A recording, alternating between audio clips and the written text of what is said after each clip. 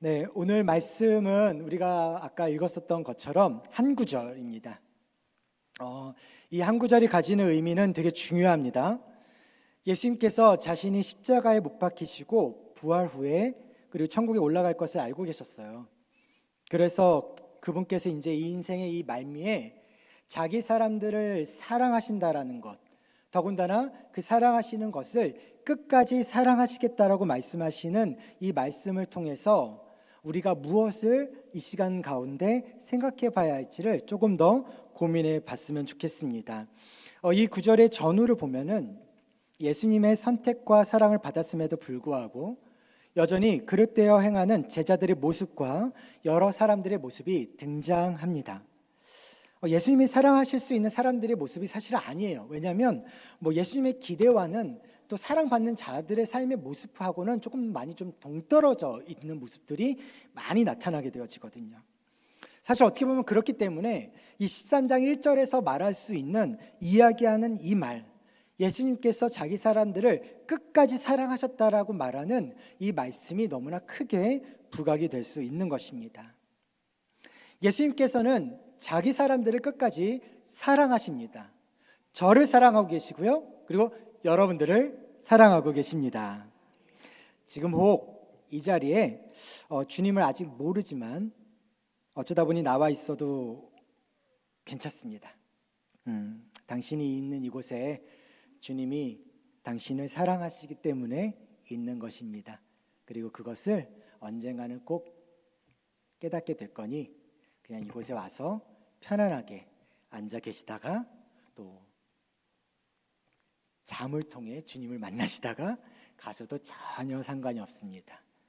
주님의 사랑을 하나씩 하나씩 젖어가는 것이 가장 좋은 그 사랑의 남김이고 또 여운이거든요. 예수님은 하나님 아버지께서 자신을 부르시는 그때를 알고 계셨고 그래서 그때가 되어졌다라는 것에 대한 것을 생각하고 계셨기 때문에 자기 사람들을 사랑하시되 끝까지 사랑하시기 위해 어떤 모습들로 자신을 비추기를 원하셨냐면 하나님을 사랑했던 하지만 하나님을 쫓아가려고 했었지만 그럼에도 불구하고 자신의 욕심이나 욕망에 더 사로잡혀 있었던 그 제자들이 예수님께 나아와 예수님을 붙잡고 예수님과 함께하는 그 믿음의 삶을 살아내기를 원하고 계셨습니다. 그리고 제자들뿐만 아니라 예수님을 쫓았었던 수많은 무리들도 예수님에 대한 믿음과 또 예수님에 대한 그 소망함으로 나머지 인생을 살아낼 수 있기를 간절히 소망했었습니다. 우리가 죽음이라는 것을 앞뒀을 때 물론 여기 있는 분들이 다 앞두지 않았기 때문에 이 자리에 앉아 계시는 거겠지만 상상을 해본다면 죽음이라는 것을 앞뒀을 때 나의 자녀들이나 내가 사랑했던 사람들이 어떻게 보면은 내가 없어도 주님 앞에 더 오기를 원하고 내가 없어도 내가 살아냈던 삶의 모습들을 따라가며 같이 살아내기를 원하는 것을 우리는 소망하게 될 것입니다. 예수님 또한 그러하셨습니다. 예수님은 자기 사람들을 사랑하셨습니다. 그리고 끝까지 사랑하셨던 이유는 그 남아 있어야 되는 제자들이 또 남아 있어야 되는 그 사람들이 이 땅에서 예수님에 대한 믿음과 또 예수님에 대한 그 소망함을 가지고 이 땅을 살아내기를 원하셨기 때문에 그렇습니다. 저는 오늘 설교 제목을 믿음의 길을 걷는 서현에게라고 적어봤습니다. 우리 교회 이름이 서현이잖아요, 그렇죠? 네. 저는 서현이라는 이름이 참 좋습니다. 처음 서현교회를 알게 되어진 때부터 해서 하나 시간에 서현교회라는 이름을 자꾸 제 입에 되새기다 보니까 어느 순간에 서현이라는 단어가 이제 많이 더 익숙해졌습니다. 그리고 그 서현이라는 단어가 저한테는 되게 친근감으로 느껴져요. 다들 또 경험하시고 또 아시겠지만 서현이라는 이름 자체가 우리가 또 사람 이름으로 또 많이 쓰여지고 있다 보니 더 이게 친근감을 느껴지는 부분들이 있는 것 같습니다.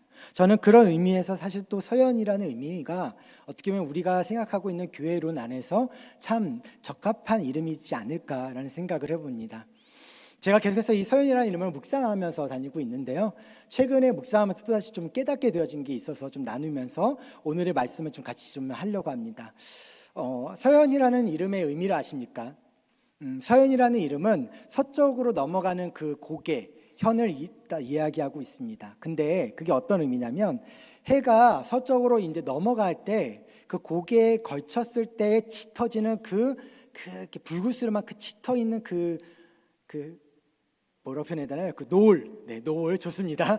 노을, 네, 네. 어쨌든 간에 그 노을이 되게 이렇게 막 여운이 남잖아요. 되게 뚜렷하고 좋거든요. 저도 이 울산에 와가지고 참 많은 그런 부분들을 이렇게 보게 되어지기도 하고, 하여튼 그렇습니다. 그러니까 그런 노을들이 이렇게 막 지쳐질 때 나타날 수 있는 그 여운. 근데 그 여운이 이제는 동쪽에서, 우리 울산이 동쪽이잖아요.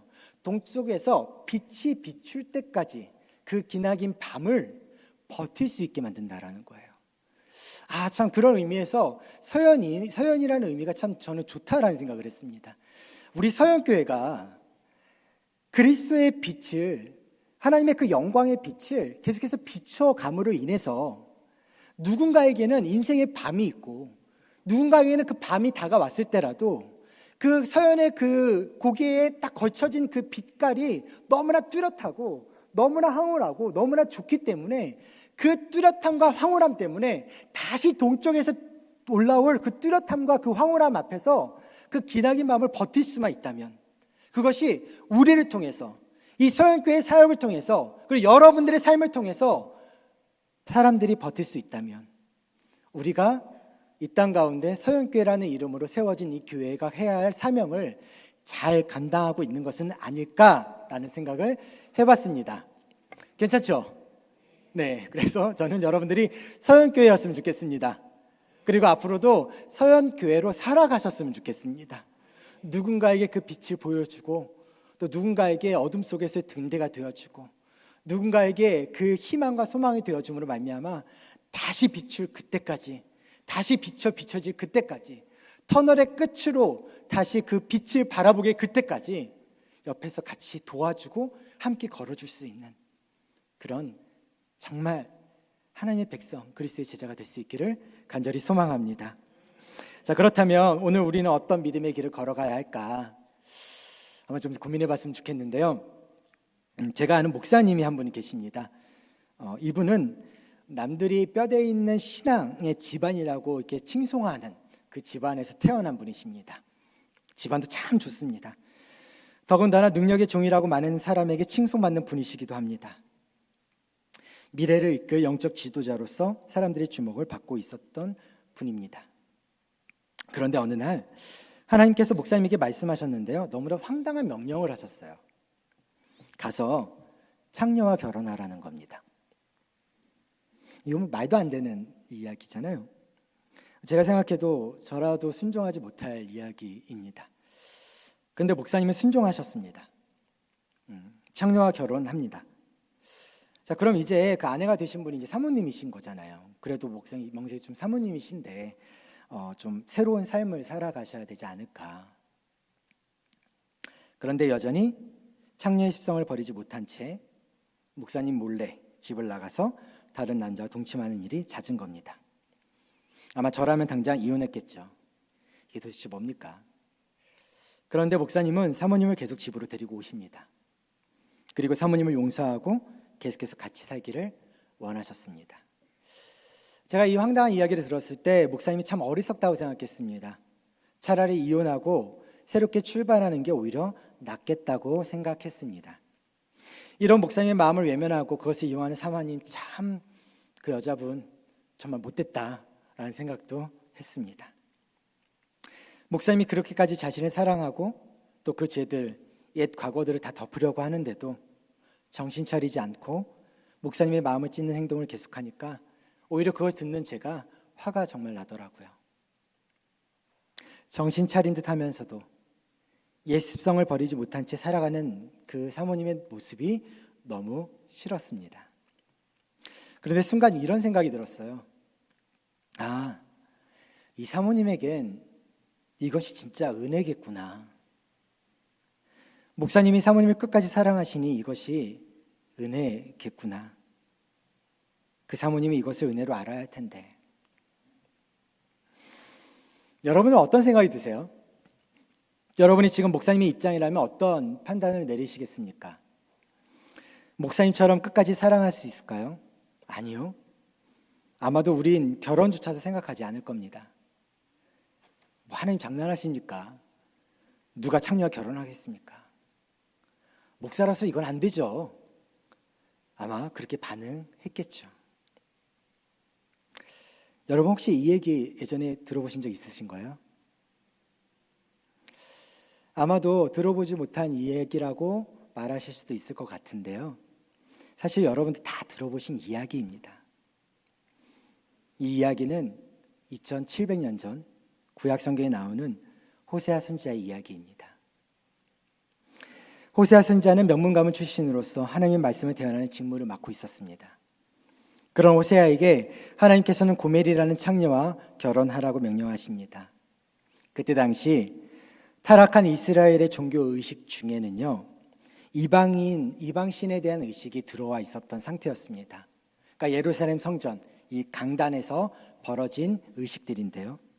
그것은 무엇이냐면 성창이라고 해서 신전에 있는 사제와 그의 남자든 여자든 관계를 맺는 의식이 있었습니다. 고멜은 그 창녀 중에 하나였습니다. 그런 여자와 결혼하라고 하신 겁니다. 지금도 현실적이지 않다고 생각하는데 그 당시 선지자로서 창녀와 결혼한 호세아는 아마 당시의 사람들에게 멸시와 천대를 받을 수밖에 없었겠죠. 선지자로서의 권위는 땅에 떨어져 있었을 것입니다. 그런데 결혼 후에도 계속 창녀로 살아가는 그 아내를 보면서 호세아는 얼마나 많은 내적 고통을 겪을 수밖에 없었겠습니까? 당연하잖아요. 자신과 결혼한 배우자가 집을 나가서 다른 사람하고 동침한다는데 그걸 알고 무감각해하는 배우자가 도대체 어디 있겠습니까? 하지만 그런 고통 속에서도 호세아는 고멜에 대한 사랑을 끝까지 지킵니다. 자, 한번 생각해 봅시다. 왜 이런 이야기가 구약 성경에 기록되어져 있을까요? 그것은 우리가 오늘 읽었던 요한복음 13장 1절의 말씀처럼 자기 사람들을 사랑하시되 끝까지 사랑하시는 하나님의 그 사랑을 우리에게 보여주기 위해서였습니다. 호세아를 하나님의 아버지로, 고멜을 이스라엘 백성으로 생각해 보시기 바랍니다. 아니, 고멜을 지금의 우리로 생각해 보세요. 이 이야기는 바로 우리의 이야기이고 바로 나의 이야기입니다. 성경에 기록되어져 있지만 바로 내 이야기입니다. 호세아 시대에 이스라엘 백성들은 자신의 안전을 보장해 줄 다른 신들을 찾았고 하나님으로부터 등을 돌렸습니다. 성경에서 다른 신을 섬기는 것, 이것을 음행이라고 규정짓습니다. 주님을 믿기 전 우리는 어떤 상태였습니까? 다른 것을 오히려 믿고 신뢰하지 않았습니까? 우리의 영혼의 필요를 채워줄 돈이나 지위 등을, 또 학력이나 권력을, 지위나 직업들을 오히려 하나님과 동행하기보다는 그런 것들을 추구하고 그것을 갖기 위해 우리는 살아간 것이 아니었습니까? 짧게는 6개월, 길게는 10년 이상을 우리는 그 인생을 차지하고 그 인생을 확비하고 그 인생을 구축하기 위해 하나님을 저버리고 하나님에서 멀어져 있지는 않았습니까? 그러한 모습들을 성경은 뭐라고 얘기하냐면 음행이라고 이야기합니다. 하지만 하나님께서 호세아에게 말씀하셔서 창녀 고멜과 결혼함으로 그녀의 인생을 바꿨었던 것처럼 하나님께서는 그럼에도 불구하고 우리를 여전히 선택하셨고 그 선택을 유효하게 하신다라는 것입니다. 그런 우리를 하나님은 구원하셨습니다. 그러나 우리를 구원받았다는 사실을 망각한 채 살아갑니다. 그리스도인답게 살아가지 않는다는 거죠. 그럼에도 불구하고 호세아가 고멜을 끝까지 사랑했었던 것처럼 하나님은 우리를 끝까지 사랑하십니다. 저는 고멜을 보면서 은혜라는 생각을 해봅니다. 누가 창녀인 자기를 기억할까요? 누가 자기와 결혼할 수 있을까요? 누구도 그렇지 않을 겁니다. 누가 진실한 사랑으로 자기를 감싸 안아주고 절대 그런 일은 없겠죠. 그런데 하나님은 하셨습니다. 하나님은 하셨습니다. 하나님은 수많은 창녀 중에 고멜을 선택하셨고 하나님은 호세아를 선택하셔서 선지자로 세워주셨고 그리고 고멜에게 보냈습니다. 하나님의 계획하심 안에서 고멜은 호세아에게 아내로 택함을 받습니다. 그리고 결혼함으로 자신의 삶의 방향성이 정반대로 바뀌게 됩니다. 그러나 고멜에게는 아직 예습성이 있었죠. 그것을 또다시 저질렀을 때 호세아는 어떻게 했습니까? 호세아는 포기하지 않았습니다.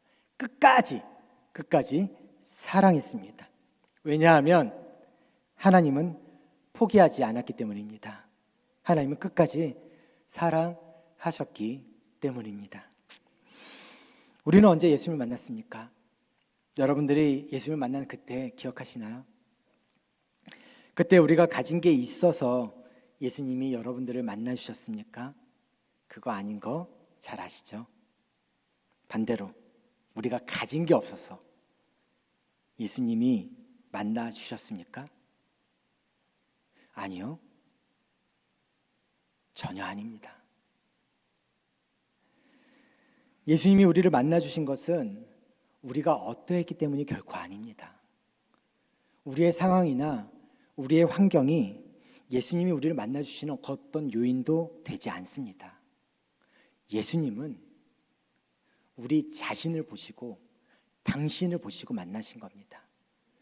예수님은 당신을 선택하신 겁니다. 선택하셨기 때문에 만나신 겁니다. 다른 어떠한 것에 이유가 없습니다. 예수님은 당신을 구원하시려고 만나신 것입니다. 이것을 우리는 신학적으로 불가항력적인 은혜라고 말합니다. 수많은 창녀 중에서 고멜을 선택하시고 수많은 사람 중에서 호세아를 선지자로 선택하셨습니다. 아직도 이 세상에는 예수님을 믿는 구원받은 그리스도인보다 믿지 않는 사람들이 훨씬 더 많습니다. 그런데 그 수많은 사람 중에 나를 그리스도인으로 선택하셨다라는 거죠. 우리의 능력이거나 또한 잘났기 때문이 아닙니다. 우리가 모자랐기 때문이도 아니고 우리가 가난하고 비천하기 때문도 아닙니다.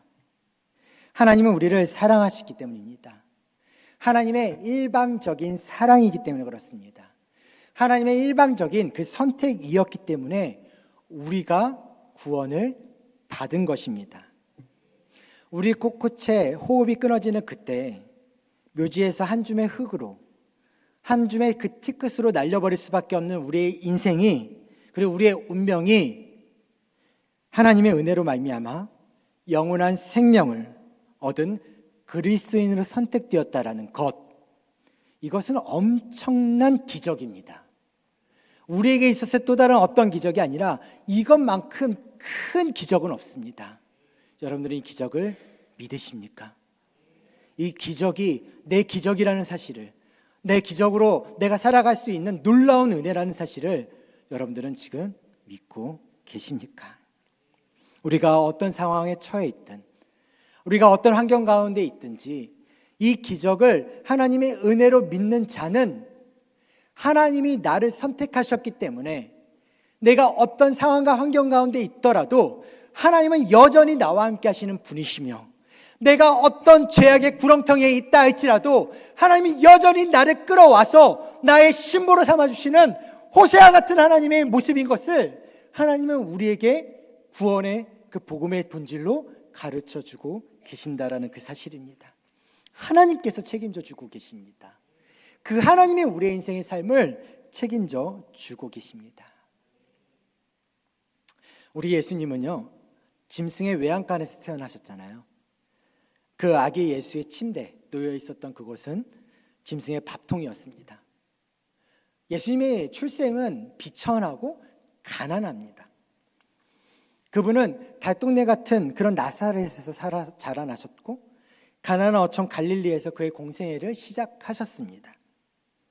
그래서 예수님의 삶 주위에는요, 비천하고 비참한 상황 속에 있는 사람들이 참 많이 모였습니다. 그리고 예수님도 그러한 사람들을 위해 내가 하나님 나라를 꿈꾸고 소망하기 위해 이 땅 가운데 오셨다라고 말씀하셨습니다. 그래서 비천하고 비참한 상황 속에 있는 사람이라 할지라도 하나님 아버지 앞에 서기만 하면, 그리고 하나님을 만나기만 하면 소망을 얻고 바로 설 수 있는 까닭이 바로 여기에 있는 것이죠. 사무엘 어머니 한나가 있습니다. 그 한나는 사무엘이 태어나기 전에 자신의 삶과 인생에 대해서 비천하고 비루한 인생이라고 스스로를 생각했었던 한 사람이었습니다. 하지만 끊임없이 하나님 앞에 엎드려 기도할 때, 그리고 하나님께서 그 한나에게 만나 주시고 한나를 통하여 약속해 주시고 한나를 통해서 그 은혜를 덮여 주셨을 때 그 한나는 사무엘상 2장 8절에서 이렇게 고백합니다. 가난한 자를 진토에서 일으키시며 빈핍한 자를 거름더미에서 드사 귀족들과 함께 앉게 하시며 영광의 위를 차지하게 하신도다. 아멘. 우리가 이 세상을 살아가면서 사망의 골짜기를 지나갈지라도 해를 두려워하지 않는 이유는 우리 하나님 아버지는요, 불쌍하고 비천한 자를 사랑하시고 존귀케 하시는 분이시기 때문에 그렇습니다. 이 사실을 믿으십니까? 우리가 이 사실을 믿는다면, 그리고 그 사실을 믿고 살아가는 삶의 모습이 바로 믿음의 길을 걷는 것입니다. 그리고 그 믿음의 길을 걷는 것은 내 의지나 노력이 아닌 그것 자체가 은혜라는 사실을 우리는 다시 새롭게 경험할 수 있게 되는 것이죠.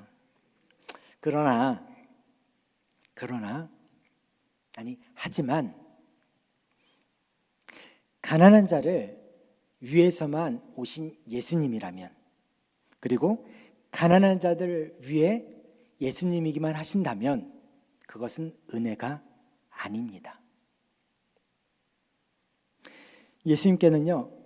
예수님께서는 밤중에 은밀하게 찾아왔었던 니고데모, 유대인 지도자였던 그 니고데모를 나는 비천한 자의 친구이기 때문에 너 같은 지배자와는 상종할 수 없다며 돌려보내시지 않았습니다. 또한 로마 제국의 장교인 백부장을 가리켜서 나는 민중의 지도자니 너는 타도의 대상이라고 매도하지도 않았습니다. 예수님께서는 그 모든 사람들을 다 포용하셨습니다. 자기 사람들로 안아주셨습니다. 그래서 우리는 예수님의 모습 속에서 우리가 닮아가야 할 수 있는 그 예수님의 모습 안에는요, 불쌍하고 비천한 자를 존귀히 사랑하시고 동시에 부유한 자와 지위 높은 자, 그리고 지식 많은 자 역시 사랑하시는 하나님의 은혜가 있음을 알게 됩니다. 지난 화요일 날 설 명절의 기간이라서요, 저는 이제 울산에 계속 있었습니다. 첫 해이기도 하고 그래서 여기에서 계속 있는 것도 필요할 것 같기도 해서, 또 올라가는 길도 좀 험난한 상황이라 눈도 많이 왔고 그래서 올라가지 못하고 울산에 있었는데, 우리 아이들하고 이제 해운대를 놀러 갔습니다. 한번 가보자 해서 갔어요. 갔더니 쇼핑몰이나 모든 것들이 다 문이 닫혀 있었습니다. 그래서 어떻게 해야 되나 하다가 그러면 이제 해변가를 가보자 해가지고 해운대를 갔는데, 한 10년 만에 이렇게 지나갔거든요. 빌딩들부터 시작해서 지나가는 차들은 뭐 다 BMW고 뭐 차들이 다 이렇게 휘황찬란했습니다. 그래서 보면서 참 많이 바뀌었구나 하는데, 이제 아이들은 해운대가 처음이라 이제 아이들이 지나가면서 차 안에서 그러는 거예요. 여기 서울 같다, 막 그런 얘기를 하는 거죠. 그래가지고 이제 그런 얘기를 막 한참 하면서 가는데, 그래서 참 많이 변했구나. 야, 보이는 게 어떻게 다 외제차냐? 여기는 좀 부자 동네인가 봐. 하면서 지나가는데, 저희 첫째 아이가 이제 그런 얘기를 하더라고요. 아마 이제 지난 이제 겨울 캠프 때 갔다 오면서 그때 설교를 들었던 게 문득 생각이 났나 봅니다. 그러면서 하는 얘기가 그 설교 내용이 이제 그랬던 것 같아요. 저희가 추측하기에는 그 내용을 듣다 보니까 이제 하나님께서 그 작은 교회를 섬기시는 이제 목사님이셨는데, 그 목사님의 설교를 통해서 이제 들었던 이제 이 아이의 깨달음 안에는 하나님께서 작은 것들을 사용하시는구나. 하나님께서 그 작은 것들을 사용하시는 능력이 하나님이시구나.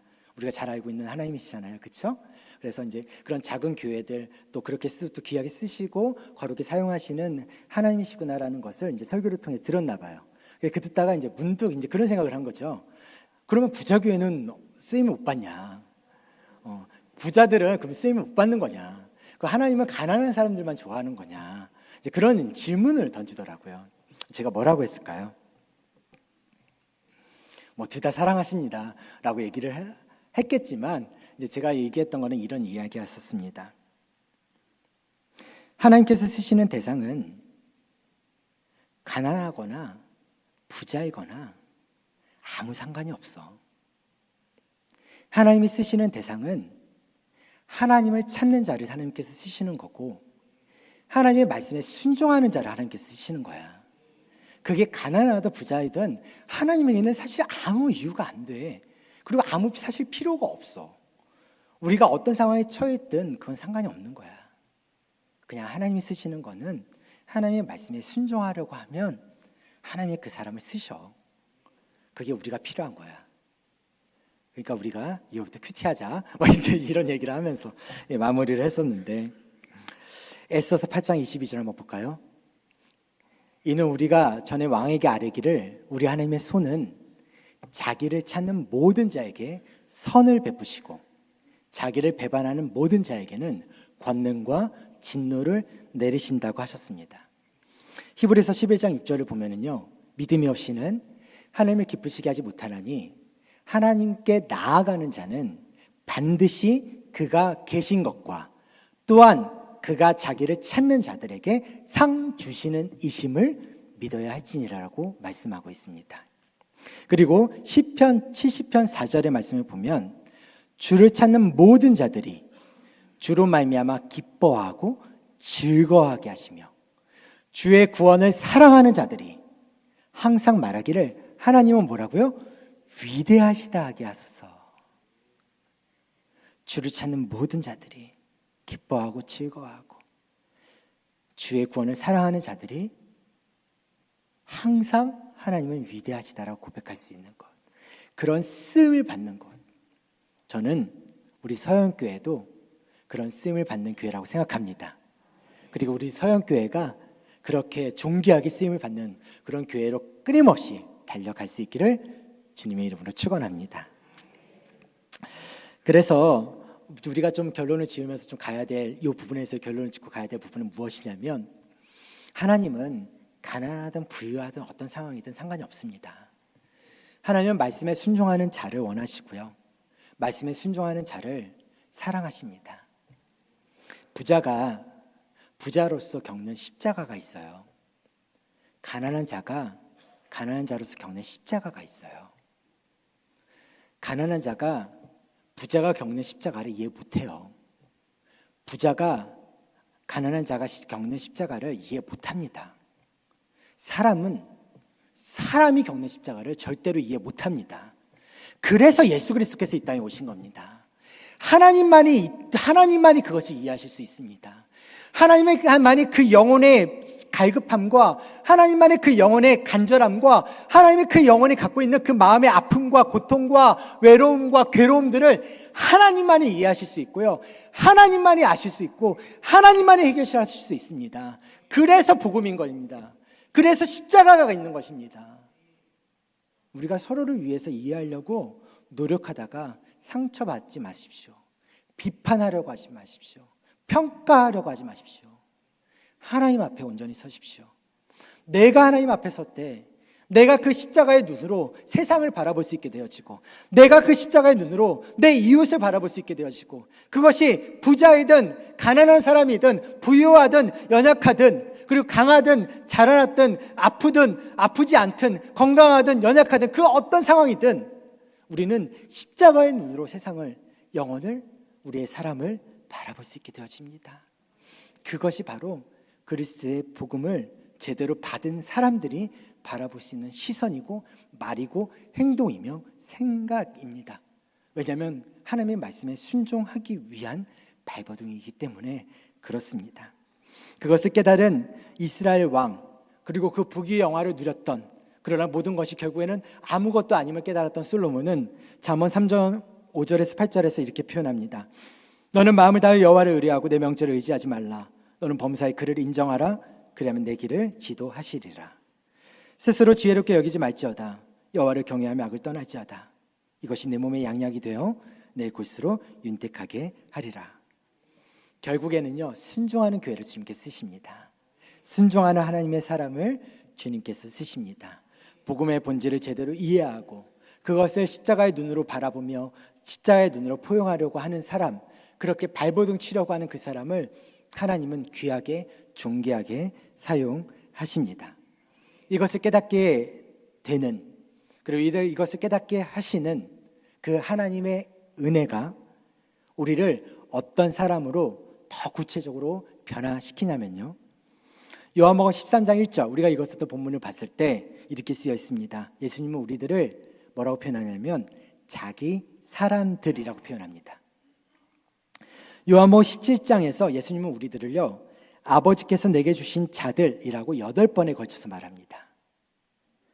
에베소서 1장 5절에서 우리들을 그 기쁘신 뜻대로 예정하사 자기의 아들들이 되게 하신 자들이라고 말하고요.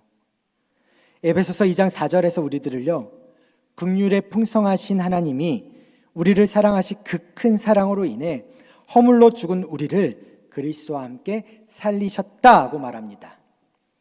이사야 43장 1절에서는 우리들을 하나님이 너는 내 것이라고 말합니다. 예수님은 요한복음 10장 49절에서 우리들을요, 아버지 손에서 빼앗아 갈 자가 아무도 없다고 선언하셨습니다. 그래서 바울은 로마서 8장에서 이렇게 선언합니다. 누가 우리를 그리스도의 사랑에서 끊으리요? 환난이나 곤고나 박해나 기근이나 적신이나 위험이나 칼이라. 기록된 바 우리가 종일 주를 위하여 죽임을 당하게 되며 도살당할 양같이 여김을 받았나이다 함과 같으니라. 그러나 함께 읽겠습니다. 시작. 이 모든 일에 우리를 사랑하시는 이로 말미암아 우리가 넉넉히 이기느니라. 아멘. 우리는 모든 삶에서 넉넉히 이길 수 있는 존재입니다. 이것이 하나님의 은혜의 시체이죠. 이 은혜를 기억하고 가슴속에 소유한 자만이 평생을 예수님 안에 거하는 삶을 살아갈 수 있게 되는 것입니다. 찬송가 310장을 보면 하나님의 은혜라는 찬양이 있습니다. 다니엘 웹스터 히틀이라는 사람이 쓴 찬양인데요, 그는 외팔이었고요, 알코올 중독자였습니다. 그런 자신을 찾아와 사랑해 주시는 주님의 사랑을 도저히 설명할 수가 없어서 그는 이 찬양을 불렀습니다. 저는 이 찬양을 부를 때마다 이런 비슷한 생각을 하게 되어지는데, 그래서 이런 생각을 자주 하곤 합니다. 하나님의 은혜로 이 쓸데없는 자 왜 구속하여 주는지 난 알 수 없도다. 세상에 나 자신보다 나를 아는 사람이 어디 있겠습니까? 저는 정말 아무짝에도 쓸모없는 사람인데요. 그런데 그런 나를 선택하셔서 먼저 어머니를 믿게 하시고 믿음의 가정 안에서 나를 태어나게 하셨는지, 정결하고 바르게 사는 수많은 그리스도인이 있음에도 나를 사역자로 구별되게 하셨는지, 왜 나에게 사랑하는 아내를 만나게 하시고 왜 나에게 귀한 자녀들을 허락하셨는지, 왜 나에게 서영교회에서 담임 목회를 하며 오가는 영혼들의 목자로 살게 하셨는지 제 작은 머리로는 전혀 알 수 없습니다. 왜 내게 굳센 믿음과 또 복음 주셔서 내 마음이 항상 편한지 난 알 수 없도다. 세상에 수많은 소유를 가지고 있으면서도 불안함으로 살아가는 사람이 많은데 왜 하나님께서는 아무것도 없는 나에게 날마다 예수 안에서의 평안함과 즐거움을 주시는지 제 작은 머리로는 전혀 알 수가 없습니다. 왜 내게 성령 주셔서 내 마음을 감동해 주 예수 믿게 하는지 난 알 수 없도다. 세상엔 주님을 믿지 않거나 믿지 못하는 사람들이 참 많은데, 그런데 왜 하나님께서 그런 나를 부르시고 성경의 단어 하나하나를 온전히 믿게 해주셨는지 제 상식으로는 설명할 길이 없습니다. 내가 믿고 또 의지함은 내 모든 형편 아시는 주님 늘 보호해 주실 것을 나는 확실히 아네. 우리 주님의 이러한 사랑을 설명할 수가 없지만 그래도 제가 한 가지 확실하게 말할 수 있는 것은 어떤 상황에서도 주님은 변함없이 나를 지키시고 끝까지 사랑하신다는 겁니다. 이처럼 하나님만이 아시는 이 모든 일은 내가 알 수도 설명할 수도 없지만, 그러나 내가 확실하게 알 수 있는 것, 내가 믿고 또 의지함은 내 모든 형편 아시는 주님 늘 보호해 주실 것을 나는 확실히 아네. 우리 본문 말씀 다시 한번 함께 같이 좀 읽어보도록 할까요? 요한복음 13장 1절입니다. 함께 읽겠습니다. 시작. 6월절 전에 예수께서 자기가 세상을 떠나 아버지께로 돌아가실 때가 이른 줄 아시고 세상에 있는 자기 사람들을 사랑하시되 끝까지 사랑하시니라. 아멘. 정광호 씨가 쓴 우화경이라는 책이 있습니다. 한 10년, 15년 전에 나온 책인데요. 그 책에 보면 솔개의 환골탈태 이야기가 있습니다. 그 시절에 한창 유명했었던 이야기이기도 한데요. 지금에서 보면 이 이야기에 대한 진위 여부가 불확실한 상황이긴 합니다. 뭐 그런 논의가 좀 있긴 한데, 여하튼 그럼에도 우리가 은혜 받은 자로 이 땅에서 살아가기 위해 어떻게 살아가는 것이 좋을 것인가 라는 생각을 했을 때 이 예화만큼 그것을 좀 잘 설명할 수 있는 것은 없겠다라는 생각이 들어서 가져와 봤습니다. 솔개는 가장 장수하는 조류라고 합니다. 무려 약 70년의 수명을 누릴 수 있다고 하는데요. 그렇게 장수하려면 약 40년이 되었을 때 매우 고통스럽고 중요한 결심을 해야만 합니다. 솔개는 약 40년이 되면 발톱이 노화해지고요. 그래서 사냥감을 효과적으로 잡아 챌 수 없게 됩니다. 부리도 길게 자라서 구부러져 가지고 가슴에 닿을 정도가 되고, 깃털이 짙고 두껍게 자라 날개가 매우 무겁게 돼서 하늘로 날아오르기도 나날이 힘들게 됩니다. 그때가 되면 솔개에게는 두 가지 선택이 있을 뿐입니다. 그대로 죽을 날을 기다리든가 아니면 약 반년에 걸친 매우 고통스러운 갱생 과정을 수행하는 것입니다.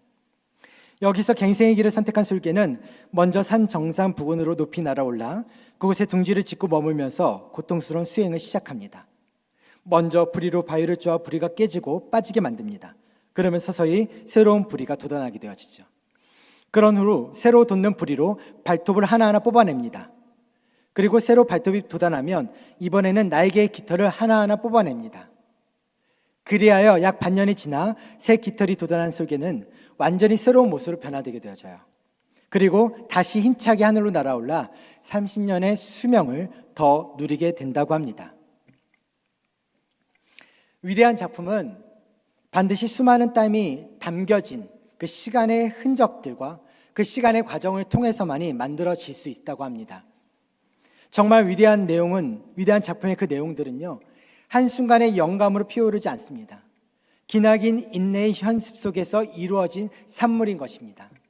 수많은 세상의 히트의 작품들이 있습니다. 히트의 작품과 위대한 작품은 전혀 다른 개념입니다. 그 위대한 작품에는 수많은 시간들이 필요합니다. 우리 서영교회도 마찬가지입니다. 우리 서영교회는 히트의 작품이 아닙니다. 저는 우리 서영교회가 위대한 작품이라고 생각합니다. 그리고 이 서영교회는 36년의 오랜 시간 동안 수많은 시행착오를 겪으면서 하나님께서 빚으시고 빚어가시는 하나님의 작품입니다. 위대한 작품이 되기 위해 우리 신앙의 선배들이 믿음의 길을 걸어왔습니다. 서영교회 벽돌 하나하나를 올리면서 믿음으로 말씀을 지켜왔습니다.